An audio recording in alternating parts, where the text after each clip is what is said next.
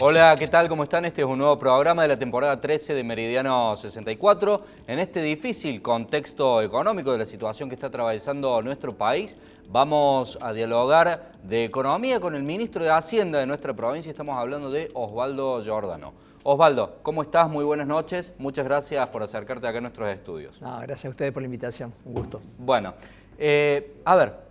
Ibas a venir, Osvaldo, la semana pasada, que te surgió un viaje de imprevisto. El dólar costaba 750 pesos, aumentó más de un 40%, en una semana. ¿Cómo ves, Osvaldo, la situación que está atravesando el país? ¿Puede encontrar algún tipo de calma o puede seguir empeorando? Mira, era previsible, ¿no? Si bien es muy difícil dar con exactitud los pronósticos, todo lo que viene haciendo el gobierno contribuye a esta situación. Es decir, ya en la época que asumió, si recuerdan ustedes, Massa, ya había llegado una situación crítica, tuvo ataques una semana, asumió él, con una promesa de bajar la inflación. Pero bueno, hizo todo lo contrario a lo que había que hacer, e incluso lo que decía que había que hacer, que ser más prudente desde el punto de vista fiscal, emitir menos, es decir, ser más consistente con una situación difícil como la que él asumió. Hizo todo lo contrario y bueno, obviamente obtuvo los resultados a la vista, es decir, que la inflación en lugar de bajar siguió creciendo y ya en las últimas semanas, ya con el traje de candidato, tomó una serie de medidas que fue prácticamente meterle más combustible al fuego, es decir, echarle nafta al fuego, con lo cual, digamos, el resultado era más o menos este. Como te digo, imposible decir con exactitud cuándo va a estar el dólar la semana que viene, pero claramente la tendencia es a agravarse de manera preocupante, porque bueno, detrás de todo esto hay un costo enorme desde el punto de vista social. ¿Puede haber desabastecimiento, Osvaldo? Porque, a ver, por ejemplo, un estacionero que tiene un margen de un 7, un 8% en el combustible, va a preferir naturalmente no venderlo teniendo en cuenta el costo de reposición. Las grandes superficies, los supermercados, desaparece el aceite de calidad, los productos de calidad desaparecen, falta el azúcar. ¿Pensás que se puede incrementar esta situación? Y lo que pasa es que cuando se rompe el sistema de precios, porque cuando empiezan los precios a tener esta escala acelerada, ¿no? Ya no crece, no aumenta una vez por mes o una vez por semana, sino ya prácticamente todos los días, empiezan a aparecer estos fenómenos, donde es muy irritante, ¿no? Como consumidor, como familia, ir a un supermercado y no encontrarse con los productos, ir a la estación de servicio y no poder recargar combustible. Pero también puesto del otro lado, quien administra y dice, bueno, si vendo y después no puedo reponer, pierdo todo mi capital. Es consecuencia, ¿no?, de este desorden y que, bueno, genera todos estos costos, con lo cual yo creo que lamentablemente sí, nos vamos a tener que acostumbrar a esta situación en donde no solo sufrimos el aumento de precios, que no se condice, ¿no?, con las actualizaciones de los ingresos, sino también que directamente en algunos casos no se consiguen los productos. Una parte importante de lo que estabas diciendo no se condice con la evolución de los ingresos. El INDEC arrojó 40,1% de pobreza en el primer semestre del año, sin contar la devaluación de agosto, sin contar la devaluación de esta semana, esta corrida de los precios. ¿Cómo va a empezar el otro gobierno, Osvaldo, desde tu punto de vista? Mirá, con un enorme descalabro económico, este que veníamos hablando, porque pensemos que todo este descalabro en el sistema de precios genera que va a haber que actualizar algunos precios, por ejemplo las tarifas, y desde el punto de vista social con un tremendo daño, porque la inflación en general es negativa para todos, salvo algunos especuladores, todos perdemos, pero hay segmentos que pierden más, sobre todo el trabajo informal, que es muy masivo en la Argentina, y que es la principal fuente de ingreso de los hogares pobres. Es mentira esto de que viven de los planes o de la asistencia del Estado. Si bien ese ingreso llega, el ingreso más importante es el trabajo informal, y ese es el que más perdió hasta ahora y el que más vas a perder cuando la inflación se siga acelerando.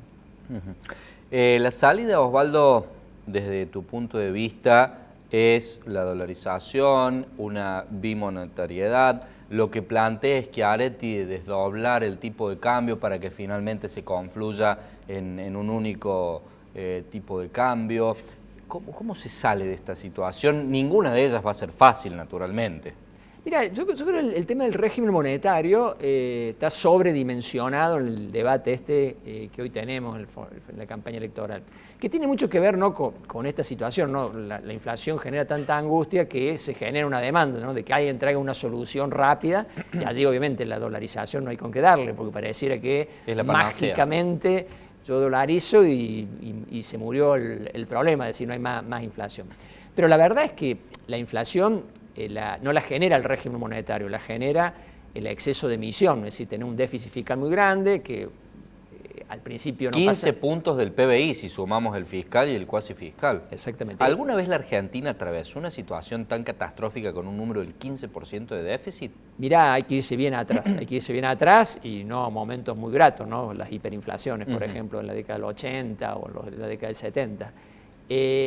Entonces, vos tenés ese problema fundamental, que es un Estado que ya agotó todas las posibilidades de endeudarse y que como no logra financiarse con deuda, ya directamente apela a la emisión.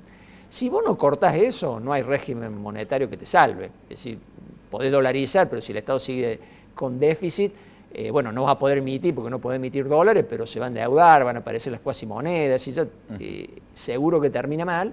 Y lo mismo pasa con el bimonetarismo, incluso con la alternativa, ¿no?, de desdoblar el mercado cambiario, que parece la cuestión más razonable en una transición. Lo que Schiaretti plantea es, como tenemos que resolver el problema fiscal y necesitamos tiempo, en el mientras tanto hagamos esto. Pero el problema central es cómo ordenar el Estado. Es el principal desafío y es la solución. Después el régimen monetario, si quiere, es más fácil. Hay distintas alternativas, yo creo que pasa, digamos, por una mejor regulación del bimonetarismo que ya hoy tenemos en realidad, pero como te digo, la cuestión más desafiante es cómo ordenar el Estado. A ver, Osvaldo, vos recién hablabas de la parte de las deudas. ¿Cómo le puede repercutir a las provincias y a los municipios que tienen deudas en dólares? Por ejemplo, nuestra provincia. Hoy en día es un negocio maravilloso la deuda en dólares porque supongo que la provincia lo compra el dólar oficial de 365 contra el de más de 1000 que se consigue en la calle. Sí, de todas maneras, la deuda, que como ustedes saben, en el caso de Córdoba es una deuda que se contrajo para hacer una serie de inversiones, es una deuda a largo plazo, es decir, no es que venza el mes que viene ni el año que viene, tiene varios años de vencimiento, de manera que cuando haya que pagar eso, no sabremos que estemos, pero seguramente no vamos a estar en la situación actual. Los vencimientos de este año sí ya están, hay ahorros, bueno, está el compromiso del Banco Central de vender al dólar el mercado oficial, de manera que no es, digamos, ni por lejos, digamos, la principal preocupación.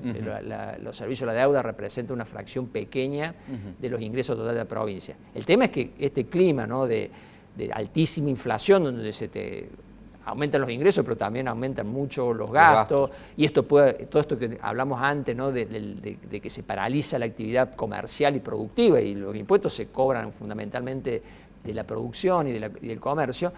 Eso sí es preocupante, porque cualquier movimiento, digamos, pérdida de ingresos de 3, 4% es mucho más que los servicios de la deuda, y ahí te puede generar problemas.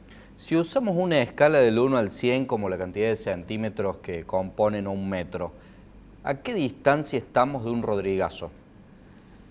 Sí, o más técnicamente de una hiper, no estamos tan lejos, yo creo, lamentablemente. No estamos lejos de una hiperinflación o de un Rodrigazo. Es lo mismo, digamos, el Rodrigazo fue uno de los episodios de hiperinflación de la década del 70, tuvimos la década del 80, al final de Alfonsín, otro episodio hiperinflacionario. Es cuando la inflación, para dar una idea, porque los economistas no nos ponemos mucho de acuerdo, ¿no?, ¿Qué entendemos por hiper? Es una inflación mensual superior al 50%. Estamos ya en el 15% y con tendencia ascendente, y lo que uno ve en los fenómenos hiperinflacionarios es que es muy rápido, ¿no? El proceso es muy rápido. Hay una serie de condiciones de base que las tenemos, es decir, el Estado con mucho déficit, que emite y que mete, ¿no?, este combustible, pero en general las hiper también van acompañadas de otros fenómenos más de tipo político, no necesariamente económicos. Una derrota de masa, por ejemplo. Un resultado electoral que a la gente le haga pensar que puede pasar algo grave, puede ser incluso el mismo Milei con algunos mensajes un poco contradictorios, confusos o que para los agentes económicos sean riesgosos, puede ser muchas cosas. Por eso yo no creo que se pueda predecir con exactitud. Lo que sí se puede decir es que hemos generado todas las condiciones para tenerlo. Y básicamente, bueno, es responsabilidad del gobierno, que de una manera muy responsable viene manteniendo un déficit enorme, lo ha ido financiando con emisión, eso ha generado las LELIQ, que son una cosa que no tenían las anteriores hiper y que... Hay 6 circulantes en la LELIQ.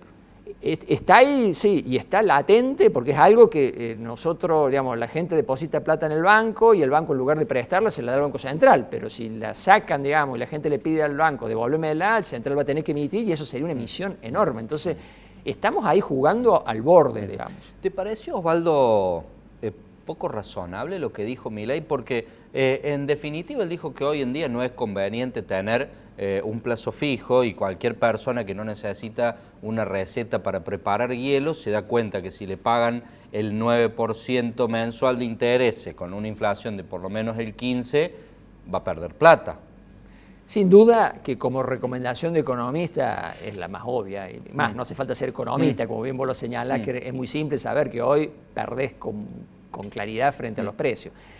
Siendo candidato y con el candidato más votado, por allí uno espera más prudencia, en el sentido de que sería mejor no opinar, digamos. En este caso, él, más que economista, es un candidato a presidente y en ese caso creo que no ayuda, creo que tampoco lo ayuda a él, porque me parece que no es él el culpable de la situación y de lo que puede llegar a pasar, el responsable es el gobierno, puede hasta servirle de excusa al gobierno, decir, bueno, mire, el problema fue la opinión de Milei y no los errores que ellos cometieron. Osvaldo, te agradecemos por haber venido a nuestro programa. Quedan las puertas abiertas para posteriores diálogos. Con todo gusto, será hasta la próxima. Muchas gracias. Hacemos una breve pausa, quédese con nosotros que ya viene Tito Domina.